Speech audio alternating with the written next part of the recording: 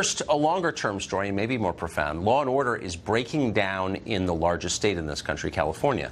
The mayor of Oakland, Libby Schaaf, warned illegal immigrants ahead of a planned federal raid that allowed them to flee. And now 3 of those who did flee, all Mexican nationals, have been arrested for newly committed crimes that include robbery, DUI, and spousal abuse. All of this could have been avoided, of course, were it not for Libby Schaaf, the mayor of Oakland. She says she did nothing wrong. Watch. And while I am very committed to being a law-abiding citizen, I feel confident that my sharing this information, because I did not receive it through official channels, is legal, and frankly, it's my ethical obligation. Residents should know that they do not have an obligation to open their doors if an ICE official knocks. Joe Alioto Verniz is an attorney. He's running for San Francisco DA, and he joins us tonight. Joe, thanks for coming on. Yeah, you're welcome. Thanks for having me. So 2 of these guys were wife beaters. What would you say to their wives? 2 of the guys that were arrested one of the guys had been convicted.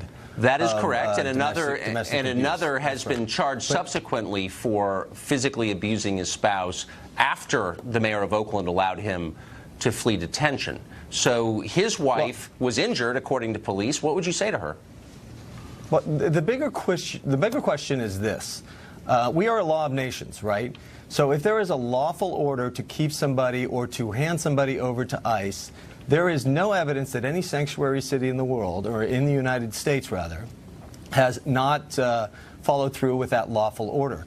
ICE is following up with these detention orders. They're called detainers, and the problem is that these detainers are voluntary.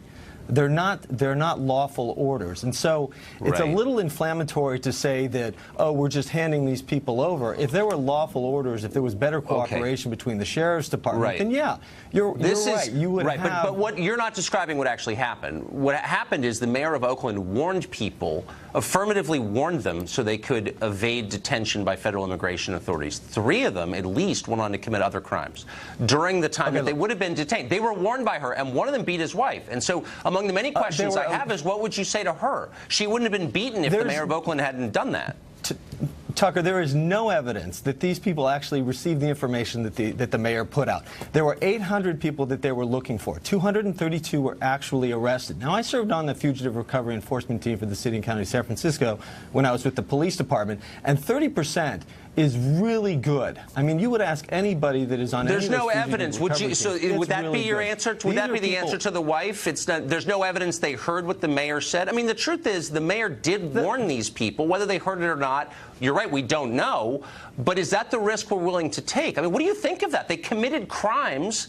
They would have been detained were it not for Libby Schaaf. That's something you're happy to defend?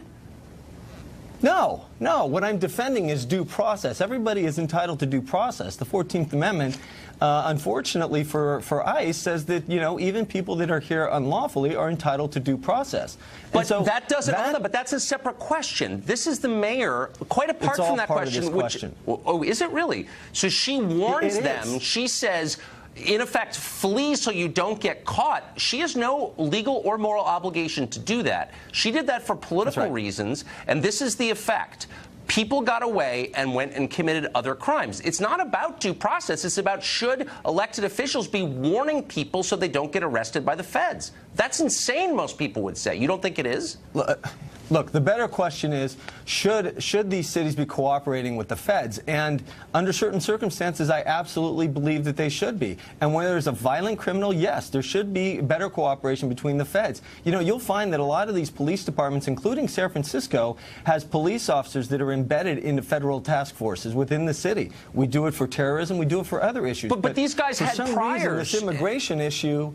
No, I get it. I absolutely get it. And yes, so for just to be clear, people you're who have not been convicted, these people should be arrested. Okay. They should be given their due process. If they're convicted, they should serve their sentences and sent out of the countries. Absolutely. So maybe Democrats in the state shouldn't warn them before the cops come. That's it. I mean, you know, we can have lots of debates about federal immigration law, but I think we both agree you shouldn't be telling criminals, get out of town before you get busted. Here's the other question. It's not just about immigration. Definitely not violent criminals. That's well, for and sure. They were, actually. Armed robbery.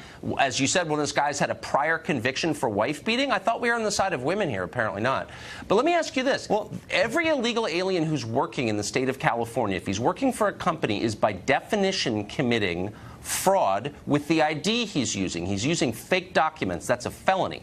Is that not a big deal? It seems like a big deal post 9/11 to me. Is that a concern for you as someone running for DA, that someone's using fake documents, identification documents? Well, listen, if it's a violation of federal law, the federal enforcement should definitely take over. No, it's not a violation of California law. Wait, hold on. It's not a violation of California law to use a fraudulent ID for the purposes of getting a job or doing anything else. That's cool in California. I can do that. Well, actually, in San Francisco, if you are not a U.S. citizen, you can get a California ID. So you don't have to use fraudulent IDs for your job. Oh, yes, you do. Yes, you do, because you need to produce a Social Security number, and if you're here illegally, you can't do that. No, you can't get a federal Social Security number. You can't produce a Social Security number that is accurate or reflective. That is true. You can use a fraudulent one, and every one of the. Okay, but that's not a problem for you. You feel like, hey, hands off. Someone's using a stolen ID, committing identity theft, a fake federal document in California. It's like, you know what? It's not our business. Is that what you're saying? No, identity theft is an entirely different subject.